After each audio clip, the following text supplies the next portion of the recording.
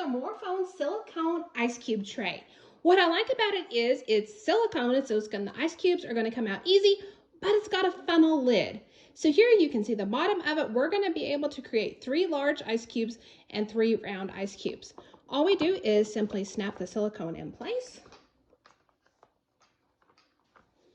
And we're going to pour the water in the spouts.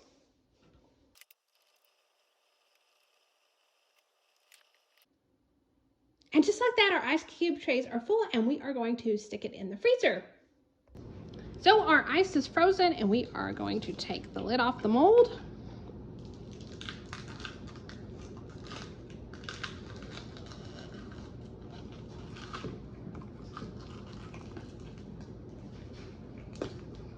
So when I peel it off, I've got the round bowls here in top and I've got my square ice right here.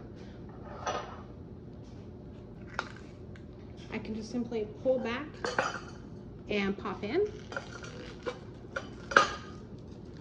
And just like that, I have nice round ice cubes in my drink and I am ready to enjoy a beverage of my choice. So I hope you found the review helpful.